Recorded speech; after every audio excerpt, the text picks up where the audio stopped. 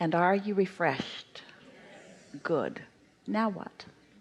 Thank you so much. I'm here for fun tuning. Yeah. Esther, do you know how beautiful you are? She doesn't really. She doesn't? She doesn't really. Let me just remind her. Yeah. You are so beautiful. You have such a big heart. I love you so much. I've been enjoying you all day today. Thank you. We're all in this together, aren't we? Oh, yes, we are. So I want to talk about perception and allowing. Just this simple idea that we are perceivers, that we perceive it all from our perspective, that we are consciousness creating the illusion we're experiencing, so we can actually choose anything we want. Within reason. You can't get far away from your vibrational altitude. Your perception is something that is vibrationally based.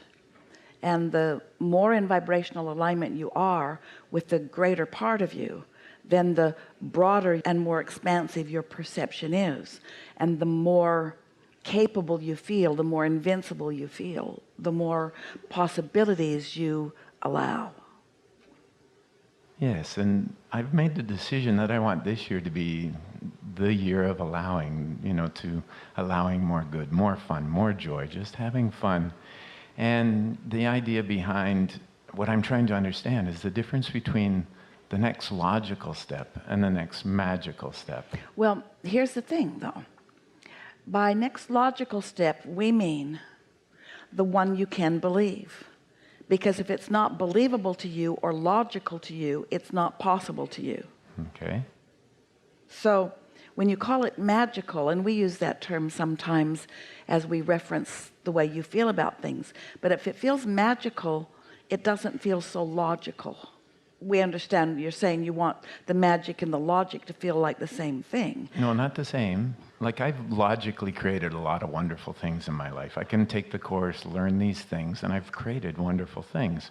But when doors open magically, when things happen magically, it's so much fun. Of course, it's just semantics. Okay. But magical implies that there's something outside of you.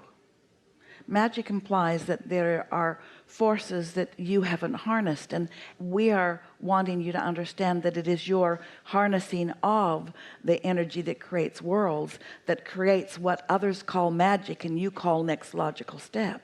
If we're talking about belief and expectation, then doesn't magic in some ways imply? Now, you might mean it's the surprise and delight of the universe. In other words, it sneaks up on me. But there's got to be this acceptance of your own power and the logic in that in order for you to magnificently create. So it's sort of like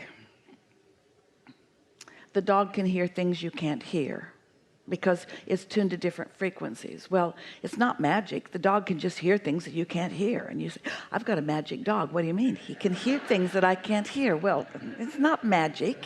It's just tuned to a different frequency. And that's the point we're wanting to make. Okay, just tuned to a different frequency. You see, through your own life, you have shot the rockets that your inner being is now riding. And so your inner being didn't see it as illogical or as magical. It was a logical consequence of your life experience. So your inner being knows it. When you know it, then it is. But as long as only your inner being knows it and you don't know it, then you might want to call your inner being magic. Yeah, I'm Feel getting the it. Oh, yes. soothing that we're wanting to offer Yes. here. I love it. Esther says on a daily basis, oh, I love this magic. She loves that flow. She loves that feeling when everything appears to be working in concert with her desire, where her timing's just right and the doors are just opening and moments are piling up with delicious things. And sometimes she will use the word magic, but she doesn't mean it in the way most people mean magic. She says, my magic is here, meaning I've got the magic, meaning I've got the clarity, I've got the understanding, I've got the knowing, and most important, I'm applying it right here and now. Oh, yes. Yeah. And so, having chewed that over, What is it that you want to talk about? Just the idea of a plan A. Just before you were talking in the previous session about either you're feeling good or you have the manifestation. That's how you know where your vibration is. And you've said, if you have a plan B is going to happen. I have a plan A, and I'm loving plan A, and I'm enjoying plan A. And I just want to thank you for letting me say how much I love plan A. Plan A has certainty in it, doesn't it? Yes, it does. Yeah. However, it's all right to have plan B, because let's say you have plan A and just a little bit of doubt in it. So you put plan B in place, which makes your doubt feel better. So plan B might be shoring up plan A. Shoring up plan A. Oh, I like that. Thank you.